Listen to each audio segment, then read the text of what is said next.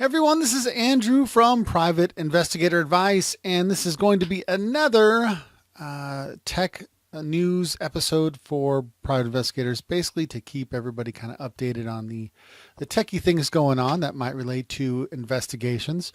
And I'm going to get right into it. The first one is about Amazon. Apparently, Amazon won a patent for these wireless wristbands for their staff inside their shipping areas.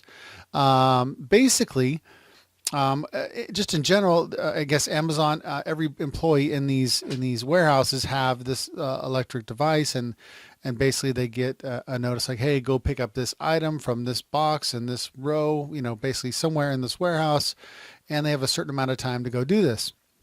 Well, with this patent that they hope to, I guess, maybe use, they would have wristbands on their employees, and as the employees would reach for areas in the warehouse for these products, there would be a vibration of some sort saying, no, it's to the right, so it would vibrate on the right of the bracelet to the left, something that to that effect that would help them be able to locate whatever products being requested faster.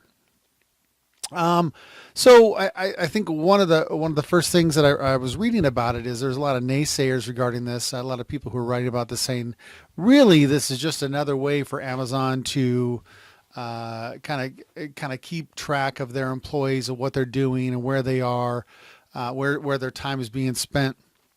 And I think there's some that's probably true to some extent, that Amazon probably is trying to do that, but they're never going to say that outright. And I guess it's my understanding. I didn't see the patent, but people who did see the patent said it's nowhere in there about tracking employees or anything like that. But Amazon has been known to be like one of the, I guess, have the highest turnover, not be one of the best places to work in the past. I think they've tried to change that image over the past couple of years. But when you do track employees, that will kind of lend credence to the, kind of a bad work environment when they've got to be able to do that. So from a private investigator point of view, this is where I see that, or an investigator in general, where this might come in handy for them.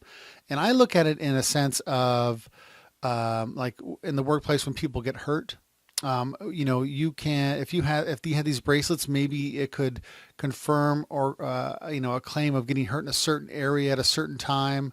And maybe, there'd be video cameras to help, back that information up.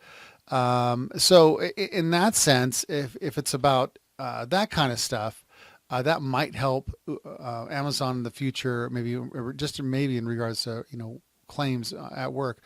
And I'm not saying that they're out there to disprove every claim, but at least they can confirm. Like, because some people, I mean, it happens. Some people claim false claims, and so this could kind of just verify those things and make sure that they're paying out on good claims.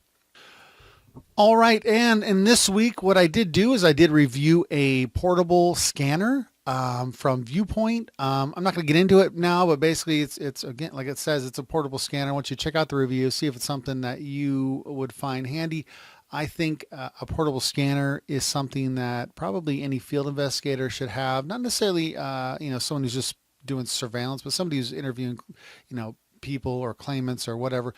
And in those types of situations, you're always going to run into where you need to maybe get a copy of a document. And sometimes you can trust the people that you're interviewing to get you those documents scanned, and sometimes it's just better that you just go ahead and do it then. So sometimes we'll even take pictures of those documents just in case we don't get a scanned document. So having a scanner could just eliminate the issue altogether, and just scan it right there, and then you don't have to worry about whoever you're trying to get copies from getting it to you. So definitely check out that review. The next one is an article that I saw out there. It was from, well, actually, I was looking at another article in what was it, Louisville. Anyways, I was looking for one story, and I found another one that I thought that was even more interesting. And it was it's actually from last year, but I'm going to bring it up this year or now because it's something that's ongoing with other cities. And it's about the system called ShotSpotter, the ShotSpotter system. And again, guys, I'll have links into all of these these different articles that I've been talking about in the notes below on the video, so you will not, you'll be able to go and see these stories and read further. But before I get into that ShotSpotter episode, let me just tell you that this episode is brought to you by Private Investigator Advice. I have created some templates that I think are instrumental for an investigator, and it's especially for someone who owns their own business or is about to. I call it the Investigator Bundle, and it's got 3 important documents. It's got an intake sheet, basically gives you an opportunity to get the correct information from your client. And also for the assignment that you're going to get from that client.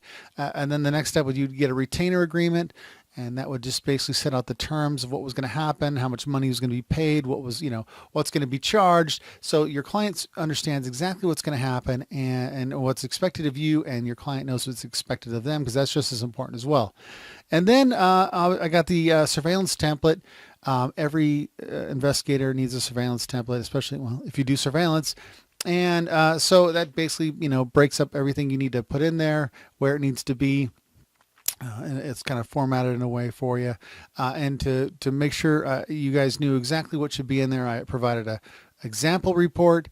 And then I also did a walkthrough video, so I can just kind of verbally tell you, hey, this is what this is about. This is what this is about. That's why that's there. So anyways, I'm going to go ahead and put a link to the bundle and below here in the video details, and yeah, that's it. So anyways, check it out if you'd like. So the ShotSpotter system I saw, basically the city of Louisville, they got the ShotSpotter system. The ShotSpotter system is basically a bunch of microphones throughout the city and specific areas. And when there's gunshots heard, the ShotSpotter system picks it up and relays that information to the police department, saying, "Hey, and there's all kind of scientific stuff that makes it happen to show you where it happened." Anyways, the device lets the police know through their computer inside their vehicle, or through an app to let them know, where it happened. It can even tell them if it was an automatic or not. Anyways, how many shots were fired, things like that. And so the reason they're implementing this is that they're trying to make sure they can respond faster to things, because a lot of times, gunshots, it happens out here where I live, they go unreported. You'll hear it and you're like, was that a gunshot? Probably not, but it probably was. And then they just don't report to the police. And meanwhile, some crime's been happening.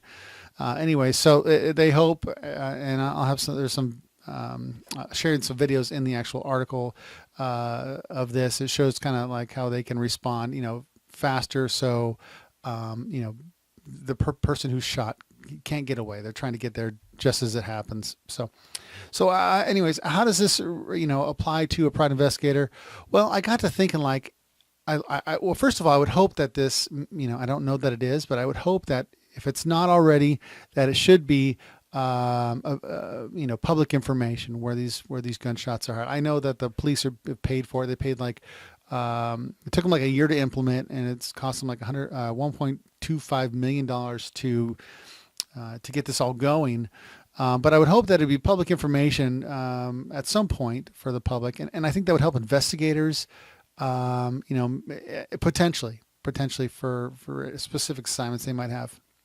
And then I also got to thinking, like, well, what if they just didn't focus on gunshots? What if it was screams or cries for help, or vehicle accidents? One of the things that comes to mind is I've done investigations where it was just a one-person accident. Someone hit a wall or did something like that. And what if they could pick up sounds of accidents happening, vehicle accidents, and that could either help confirm or debunk a claim that something had happened in a car accident. Anyways, I just think that this technology, that kind of technology, could be used elsewhere and be an asset to investigators if something like that was put in the future. But you also, with that kind of technology, You also have to be careful that it's not abused and it's not invading privacy and things like that. So I don't know how that would play out. That's a little beyond my scope of thinking right now, but I just think there's a possibility for that in the future. At the very least, what it has now is that private investigators or the public could have access to that information that the police are collecting from gunshots.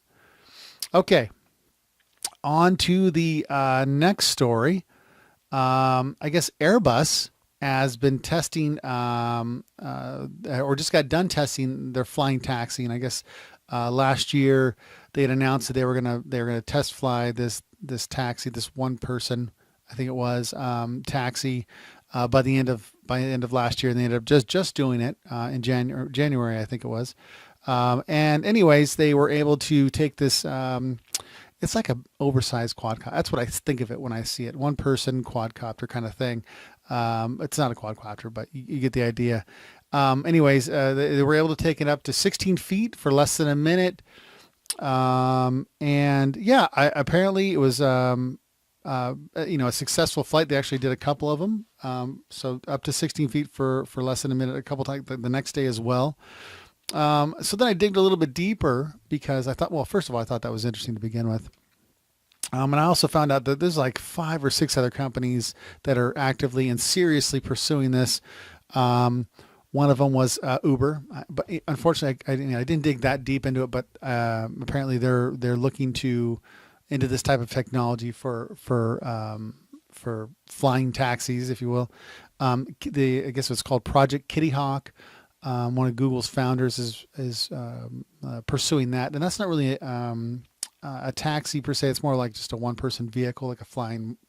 I don't know. I saw the video. It's in the article, which I'll post in the details of this video as well.